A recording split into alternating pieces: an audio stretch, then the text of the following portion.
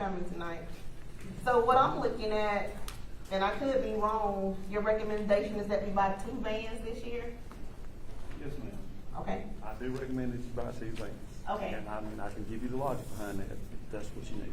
Well, no, I mean, you said it, you just, based on the years and the miles, and I mean, we do know how often we have the vans on the road, and you are the expert in this, and that's why I mean, we asked for your advice.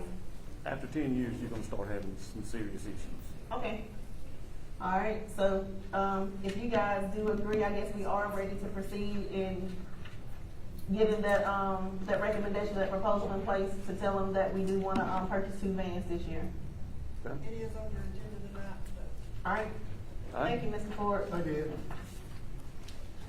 All right, I am gonna restructure the work session agenda a little bit tonight. We do have a special guest, so we are gonna move number 5 up to number 1. So if you guys just bear with us. All right, so number 5 this is discussion only.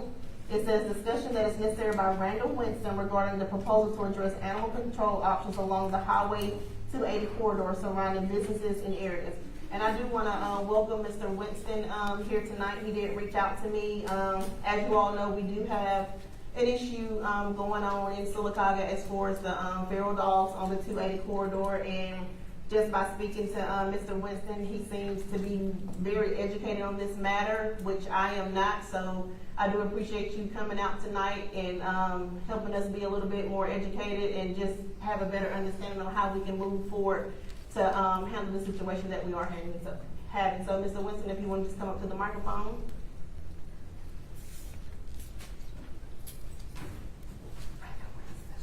Oh, and guys, too, we do have a packet in front of us from Mr. Winston on what he's going to be talking about tonight. Thank you for, hello.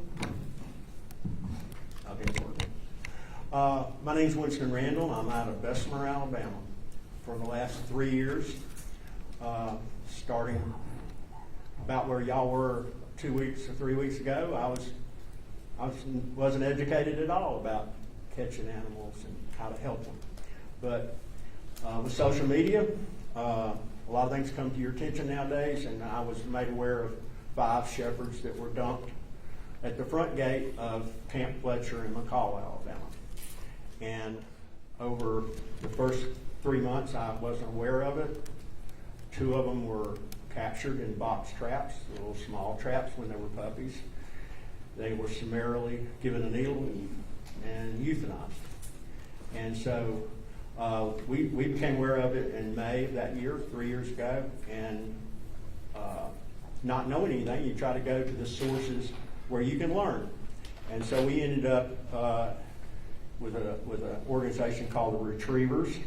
If you go on social media and you were to search the term Missy trap, they invented it. It's a large corral trap. Now it works with a magnet. It works 24 hours a day. And the cost on it, if you were to buy the deluxe version like we're using now, it's well under $1,000. So it's not a big expense.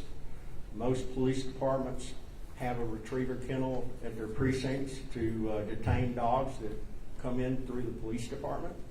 And so this is a multi-use kennel.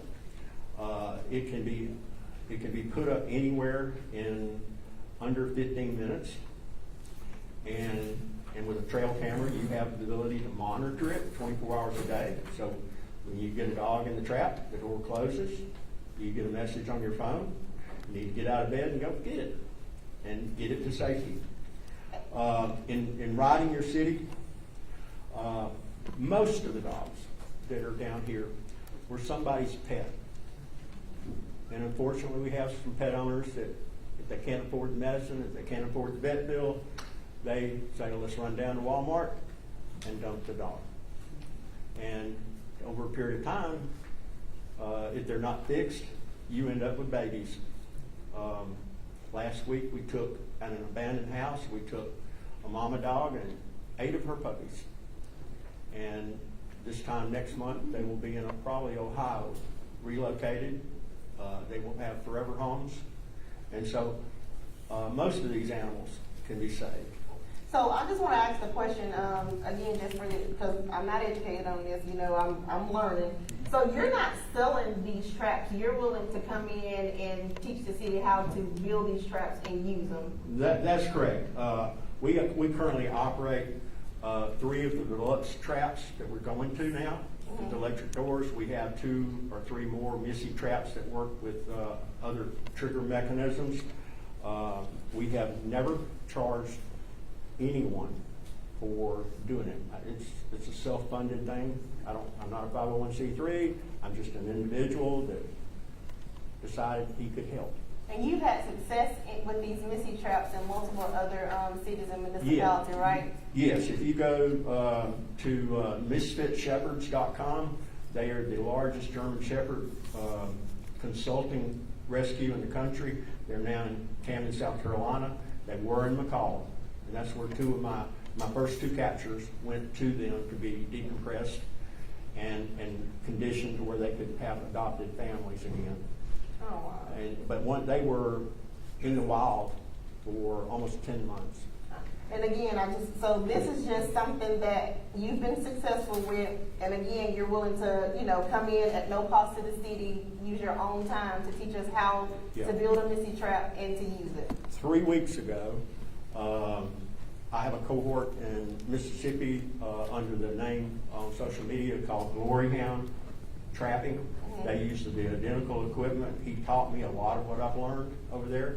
He's trapped over 350 dogs right now, and this trap can be deployed, and he is taught with some techniques that he uses where he's trapped 3 dogs in one trap at one location in one day.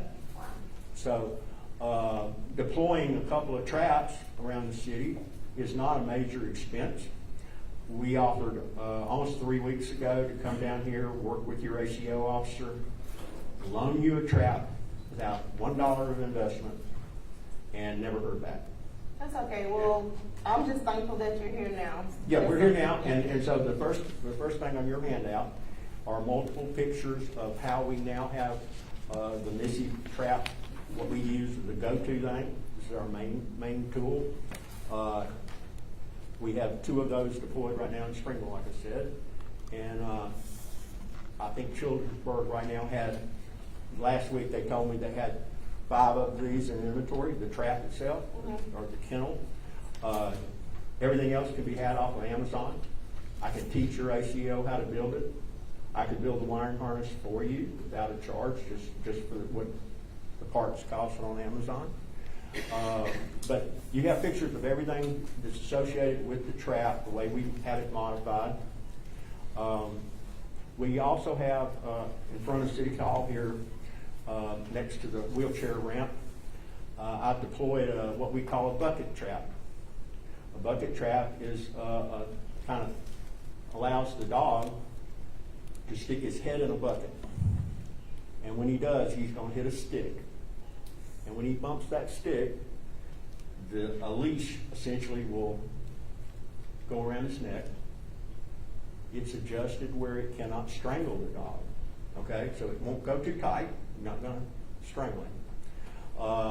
But basically, you can catch a dog with a bucket trap in locations where maybe one of these larger traps is not appropriate. You know, we use these in places where the ground's not level. We use it in places where we think maybe somebody might come steal your trap. And but basically, there's some techniques to using any of these tools about trying to help the dog be conditioned to go in the trap. You'll learn a little bit more about that in a little bit. But basically, I'm down here to help you without a charge. We'll work with your ACO and your shelter staff to get control of your problem. And we can do it by phone. I can come down here 2-3 days a week probably. You know, we can help. And then when you get it under control, maybe some new ordinances on licensing might be appropriate. We don't have this problem up north, but in states like Alabama, up the road from you right now in Jefferson County is number 2 for the state for euthanasia. They currently put down 44% of their intake, and we think they can do better, and we want to try to help them. We usually on our animals that we capture, try to get them transported to a northern state. It's better for the dogs. So you do help with transport as well to rescue organizations? Yeah, there's a lot of them. Yeah. We hope that y'all will be able to develop more rescues. I have had conversations with one that's not so much a rescue, the Andalusia, what is it, Avondale, feral animal. They're not really in rescue, but they're very attentive to helping with maybe spay neuter, you know? And so trying to have policies where you can maybe have ivermectin day for low-income people, where you can dispense ivermectin for free. It virtually costs nothing. And having drive-through clinics at your shelter, I could probably go around here and raise the money to buy all the ivermectin for all the dogs in your city. Well, we're excited. Again, we're excited to have you here just to, to help us and give us some ideas, and again, just better educate us on this situation. Well, I thank you for that. Yeah, and I think the biggest thing is, I think we seen the Missy traps, all over social media. People have been talking about them, but I think the more exciting part about the Missy trap is actually seeing somebody who was actually rescued. Right. So we do have a special guest. You're fixing to meet a rock I star. know, we for do real. have a special guest here tonight. I think that's who everybody's here to, oh yeah, we can, but I think that's who everybody's here to see. But Greer does have a few questions before we get to that part. Okay. So, Mr. Randall, Yeah. what municipalities have you worked with? Where am I? What? What municipalities? Oh, okay. As far as historically speaking, we work in Jefferson County, in the unincorporated area. Hold your microphone up, Mr. Randall, just so Yeah. we can. We've been working in the unincorporated area of Jefferson County. We rescue dogs inside the city limits of Bessemer. We are currently working with the animal control officer and the director of public works for the city of Springville on a dog for the last 65, 70 days. We've been in Hueytown. We've been in Harpersville, if you know where that is, up the road here. We've worked with Shelby Humane, Miss Kendall Cash, fine lady. We rescued one of their rescue dogs that they've been chasing for about, it was a foster dog actually, and it escaped their foster, and they've been trying to contain it for about a month, and we put a trap up at 12 noon, and they pulled it out of the trap at 8 o'clock that night. We've been all over the county. A lot of our work is in Jefferson County because that's where I live. So it's just never-ending battle. We've rescued, I think, 17 dogs on Morgan Road in a 6-block area of Morgan Road in Bessemer.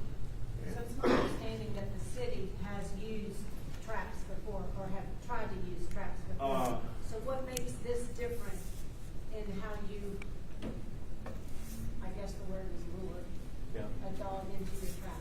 Well, I know that you've had people that want to do proposals to come in and do all the work for you. In my world, I try to economize as many dollars as I can, particularly if they're not my dollars. So loaning you a trap and guiding your ACO officer on how he can be effective using it, get dogs to go in the trap, makes sense to me because you already had that payroll already on the books. She's asking Mr. Randall, what makes your trap different from the traps we're already using? Oh, okay. Well, the brief conversation I had with Brandon, who's the ACO officer for the shelter, he said that he had home built one, I believe, and he said he was still, his words were to make it more effective or whatever. I don't know. I've never seen it. Okay, we built our first one patterned exactly off of generation 2 of the Missy trap from the Retrievers organization nationally. They kind of wrote the book on Missy traps. After that time, we wanted greater efficiency. It was taking too long to put it up. The panels don't bolt together like a retriever kennel, and so the retriever kennel has been extremely effective in Mississippi, and so we patterned our next tool of modernization with that trap. It assembles completely the way we have it wired. The wiring harness we're doing, you can with many of the sensor-based triggers, okay? They come from the box, from the factory, and they got a 2-inch by 2-inch trigger reflector. That's where the sensor shoots something across, where the dog can break it. Not to get in the weeds on that, but we modified that to where the sensor target is now 4 inches by about 10 inches. So you don't have to struggle to aim it to get it to work, okay? And so it's more forgiving. And so our wiring harness, basically you put something on one side of the trap, you put the sensor box on the other side, and within 5 minutes you're hooked up to the battery and it's working. And so, but it was kind of like you could use one of mine, not cost you nothing. If you like it, if you can improve on it, that's great. You know, I've done some things from when I got the plan that I thought were a little much of an improvement, and so you're constantly learning, you know, how to be effective. So I guess go ahead. and I appreciate your explanation of the trap itself, but I guess what I'm asking is, our shelter has been trying to capture, trap these dogs in some way or fashion with food. I'm assuming food is going to be used in these traps. Oh, to yeah. get them to Yes, the ma'am. trap? Yes, ma'am. There's a certain thing we do before we set the trap. In other words, when I have a call and somebody says, "Hey, there's a dog down here, can you come trap it?" Usually I'm going to request, or pretty big request, to have a food relationship with that dog. In other words, we want that dog to understand that you set up a food station where that dog knows it can come there and eat a meal. We want it to come to that one spot 2 or 3 or 4 times before we set the trap. That kind of conditions the dog to he knows where his food is. Okay? And many of these dogs forage well after dark. You'll catch dogs at 2 o'clock in the morning or 4 o'clock in the morning a lot more than you'll catch a dog at 10 a.m. Okay? My star here tonight rarely came out in the daytime. Okay? But you would see him on camera on the videos, and it'd be 2 o'clock in the morning, you know, different times of the night. So once we do that, we use, you know, my go-to item is rotisserie chicken. Okay, that most people say that works. Dogs like rotisserie chicken, and I found out that if you are smart and you're in the business I'm in, you can go to Walmart and go to the back, and you can buy almost any time you want rotisserie chickens for $2. Because they put them at the hot box up front for 4 hours, and they haul them in the back and put them in a cooler, and they mark them down. So if I'm using 4, 5, 6 chickens in 1 week, why would I want to pay $7? You know. In my case, I'm trying to save money. I do have a question. Yes, I feel like I'm learning something tonight. So I do have a question. So again, these traps have cameras on them. So how far, like if you set a trap and we are trying to catch a dog, like how far, like what's the radius on that camera? Because even if the dog doesn't come to the trap right then, I guess you can see where he's going. And I guess if we need to move it, like what's the... We normally aim the camera at the trap door so we can see the dog go in when the door closes. Okay. I'm not worried about it if it's over here 500 feet. Okay. You know, because he's going to smell. They get really good smellers, and but the camera at a distance probably will deploy. It'll probably do a detection at 400 or 500 feet, and you can set it for miniature movies or just still shots. The brand I'm using.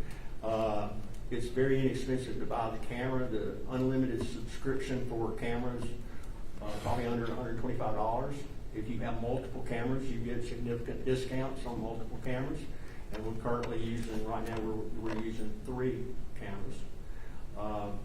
And so, all in all, you know, if you can find a better way to trap an animal humanely, you don't need me.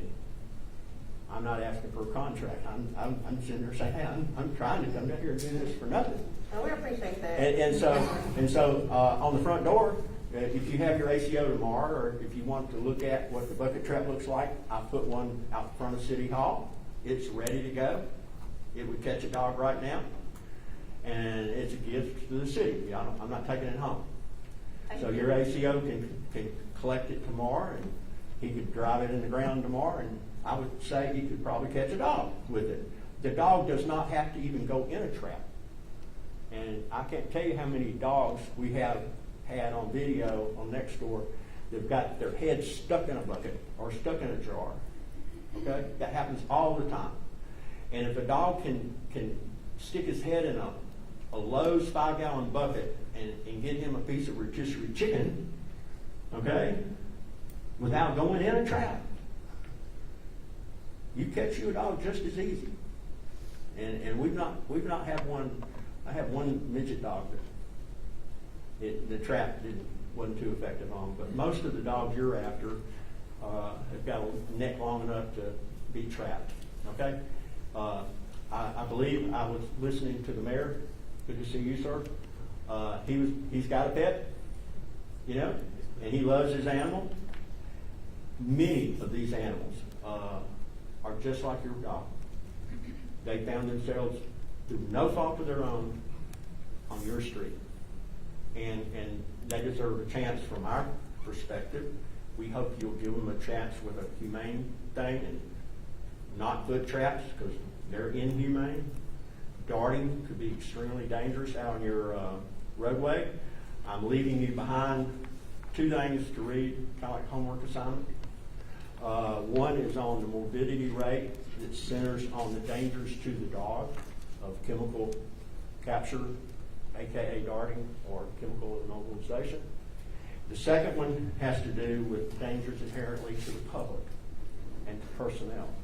The drugs are very potent, and a dog that blitzes across in flight mode, they take off, fight or flight, and they run into Highway 280, creates a vehicular probability that you don't want to be associated with. If somebody swerves to avoid that dog and somebody else is harmed, we'll have to work really hard to get you out of trouble. Okay?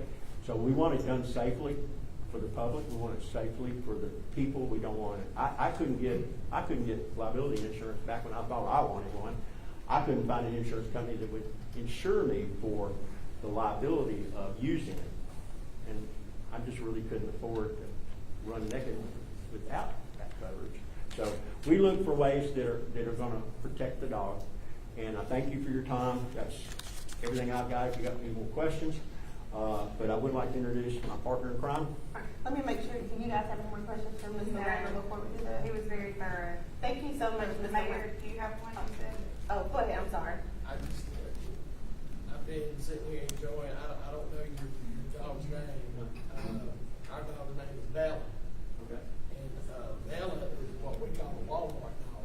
Okay. And the scenario that you described earlier is what played out about 4 years ago in order for us to have Bella. Mm-hmm. A family took their puppies to our animal shelter. And it was always full. And so they were turned away. And so instead of that, the heroes in this story is the family, because they didn't go dump the puppies. They went to Walmart, the parking lot, and started giving the puppies away free. I'm very proud of our 2 sons because they got the brunt of the litter. Bella, she's been the best pet that we've ever had. But I hate to turn to, I need to ask you more business questions, because you brought up the insurance. Are you and your team, are y'all bonded? No. I'm just an individual, and what we do, we're working with a trap that can't reach out and grab you. Okay, in other words, somebody could run their car into my trap. Okay, you can put reflectors on it and kind of help people notice it. But basically, we're not using a tool that has a risk associated with it. You know, It's on your team, are there any vets on your team? No. what I envision here, and what my cohort in Mississippi said, you don't need us. You don't need to give us a contract. If I was making money, I could buy all the insurance in the world. Okay? I'm only here as an advisory to the people you already have in that position. You have an animal control officer. You have a shelter. And they're very capable, and they're probably covered for what they do.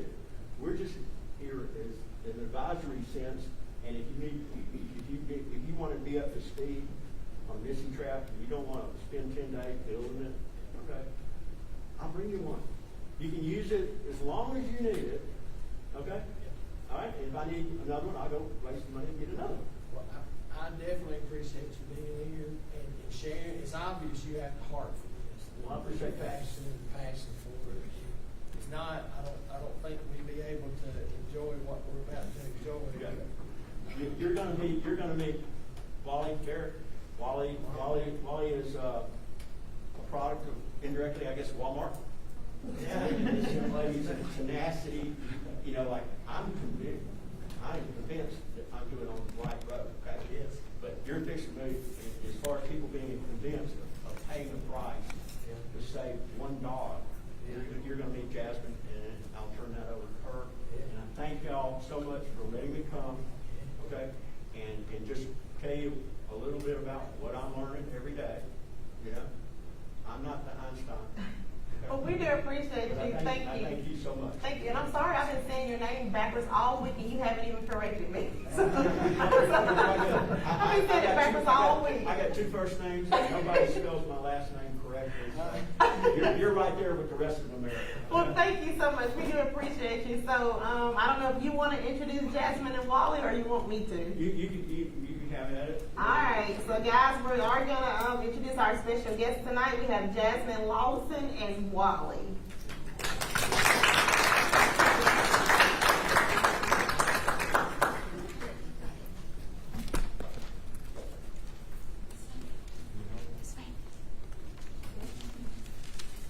Good evening, everyone. My name is Jasmine, and I'm here tonight because of this dog, Wally. Wally was a stray dog that I spotted back in January living behind Walmart on Highway 280 in Hoover. For 71 days, I tracked him, I fed him, and I studied his patterns. Some people said he was feral. They said he would never trust humans and that I would never catch him. But today, Wally is part of my family. He is so very gentle, loving, and most importantly, safe. The reason I'm sharing his story tonight is because I want you guys to understand something very, very important. Survival behavior is not the same as being feral. Many stray dogs aren't aggressive or dangerous, they're just scared. Many were like Wally. They were pets, but most of them lived in homes, they were dumped, and they were forced to survive outside on their own. During the hunt for Wally, I was offered the option of darting. And trust me, after 71 days, I was more than ready for this to be over. He's pulling me back. I did lots of research and cried many nights over this decision. But at the end of the day, my heart simply could not take the risk. Darting is not a simple solution. It's not what you see in the movies. When you dart a dog, sedation can take 5 to 15 minutes to fully take effect. During this time, the dog can panic, run into traffic, creating not just danger for themselves, but danger for the public as well. They can also retreat to the woods, fall asleep, and become vulnerable to predators. There's also no perfect dosage when it comes to darting a dog. There's so many factors that affect sedatives, such as weight, health, stress levels, dehydration, adrenaline. Too little may not safely sedate the dog, while too much can be fatal. Even if a dog survives darting physically, the experience alone can create long-lasting emotional trauma. That is why I chose humane trapping for Wally. It gave me the opportunity to keep him safe physically and slowly gain my trust instead of fear. I understand the situation in Sylacauga is overwhelming and you guys want results, but I truly believe your community should be known for compassion, patience, and humane action, especially when it comes to dogs that have no voice and can't speak for themselves. I am more than willing to help out in any way you guys need, whether that be educating the community on humane trapping or even coming here and setting up Missy traps myself. These dogs deserve the opportunity to be assessed, treated, rehabilitated, and given another chance at life. Because I look at Wally, and he was once considered just another stray dog too. And tonight, he sits here beside me as living proof that persistence, love, and humane trapping, it all really works. Thank you. Thank you.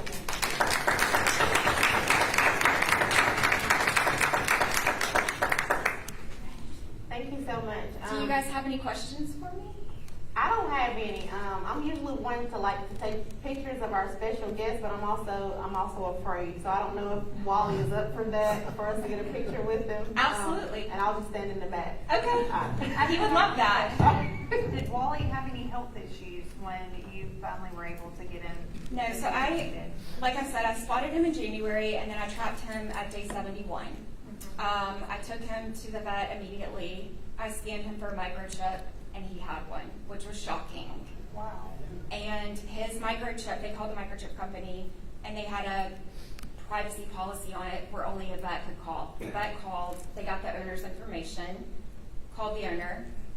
She couldn't have cared less. She said she rescued him in 2022.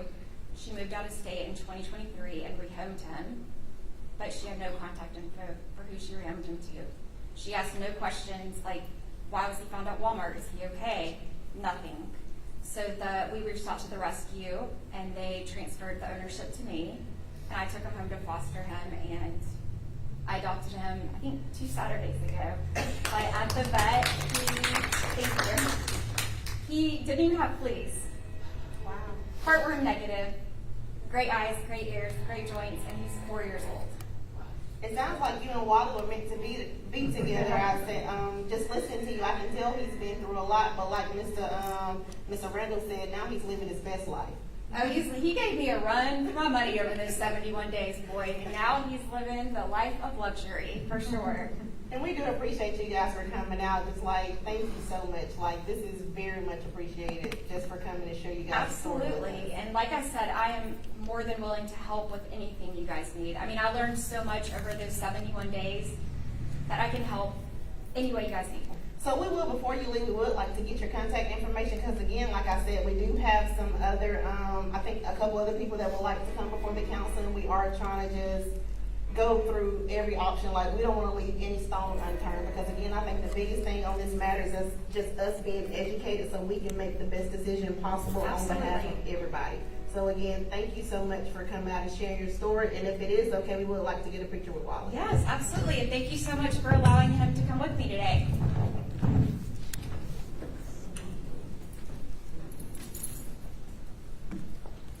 Where do you go? Highway 280, Hoover. You want to hold the leash?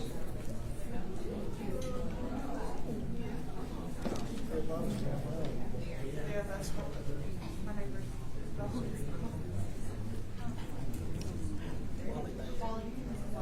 You're not going to get in a picture, Jasmine?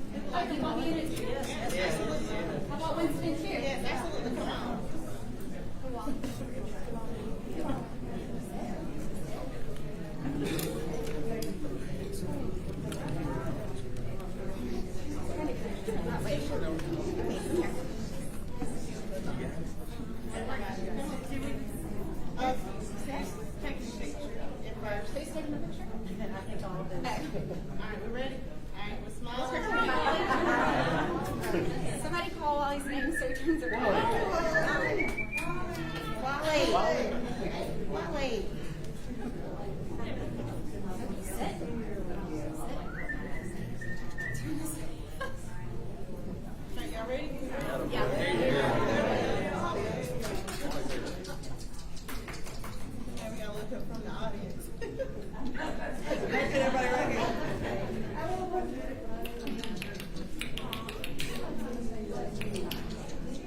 Good job, guys. Thank you so much. Thank you. Thank you.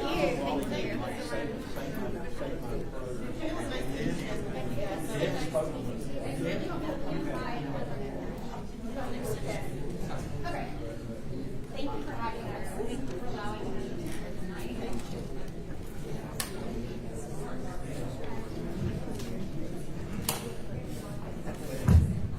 Okay, guys, too, I also forgot to mention, we do have a public hearing, so we do have to start at 6 o'clock.